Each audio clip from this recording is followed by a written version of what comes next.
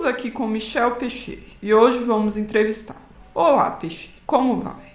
Olá, bem. Vamos começar falando um pouco sobre a sua vida.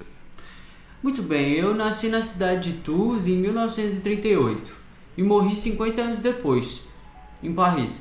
Fui responsável por fundar a Escola Francesa de Análise do Discurso. E você dedicou toda a sua vida à linguística? Não. Além da linguística, eu passei 4 anos da minha vida estudando filosofia na École Normale Supérieure de Paris, além de ter feito grandes estudos na área da psicologia. Oh, muito bem. Como começou sua trajetória na vida acadêmica? Começou em 1966, quando publiquei meu primeiro artigo na revista Carrier pour l'Analyse, onde usava o pseudônimo de Thomas Herbert. Oh, me fale um pouco mais sobre a criação da análise do discurso. Se tinha uma grande preocupação com questões políticas e ideológicas quando a análise do discurso foi criada. O discurso surge quando se percebe que o significado da informação vai além do que é escrito e falado. Esse discurso possui caráter interdisciplinar, articulando as ciências sociais, a filosofia e a linguística. Interessante. E quais autores você utilizou? Eu utilizei o marxismo de Louis Althusser na filosofia, o retorno da psicanálise de Freud por Lacan e na linguística o estruturalismo. Ótimo. Vamos, fale um pouco mais sobre a sua teoria então. Ok, vou falar um pouco sobre as formações imaginárias e os esquecimentos. Vai lá. Para começarmos a explicar as formações imaginárias, temos que entender que na área da análise do discurso existem 2 sistemas que descrevem o comportamento linguístico. Em geral, um racional e outro informacional. O primeiro se baseia em teorias psicofisiológicas, já o segundo em teorias psicossociológicas. Não daremos ênfase à primeira. O foco dessa sessão será o sistema informacional, que leva em consideração os sujeitos do discurso, assim como seu referente. Oh, que legal!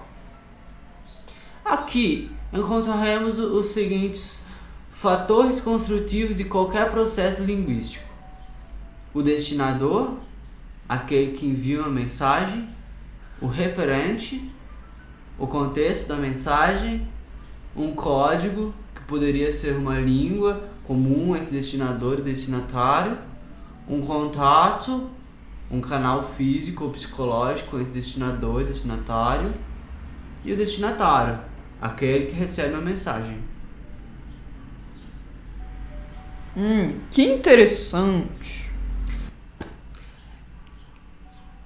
Neste esquema, D nos dá a ideia de discurso, que é a transmissão de sentidos entre A e B.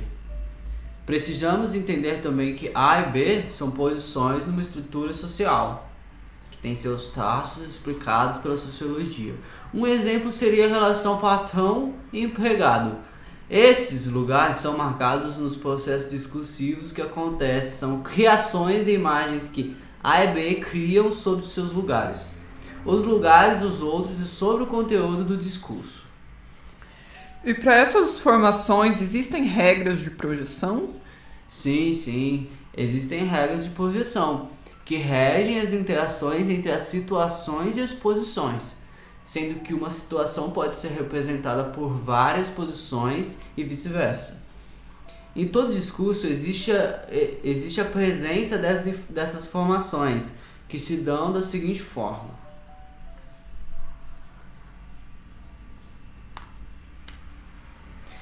Assim, para que se desenvolvam as estratégias do discurso, se tem por parte do emissor antecipações das representações do receptor. Assim temos representações de como A pensa, que são as representações de B. Este processo pode ser resumido desta forma: o que A pensa, que B pensa sobre ele, o que A pensa, que B pensa sobre si mesmo, o que A pensa, que B pensa sobre o conteúdo do discurso, chegamos à conclusão que essas formações imaginárias interferem no discurso, no modo como se fala, pela entonação que se dá, pelos sinônimos que se usa, pelo modo que se entende e pelo tipo de discurso. Muito bom, Peixe. E os esquecimentos? Bom, vamos lá. Os sujeitos da análise do discurso são subordinados, ou seja, não definem o sentido dos discursos que pronunciam, mas dependem de ideologias e da língua para tal. Esses sujeitos manejaram de formas de suportar sua subordinação, as quais nomeou os esquecimentos 1 e 2.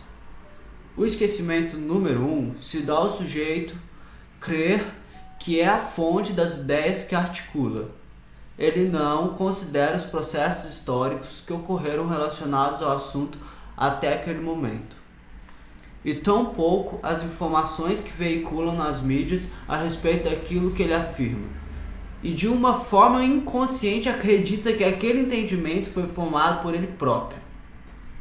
Além disso, o sujeito, ao anunciar seu discurso, escolhe estratégias e uma linha de raciocínio para transmitir suas ideias, desconsiderando as demais possibilidades de expressar aquele mesmo conhecimento. No segundo esquecimento, portanto, o falante apaga a ideia de que aquilo que ele diz pode ser dito de diversas outras formas, escolhe apenas um caminho e exclui os restantes. Incrível sua teoria, Peixe. Muito obrigado pela presença. De nada. Palmas para ele.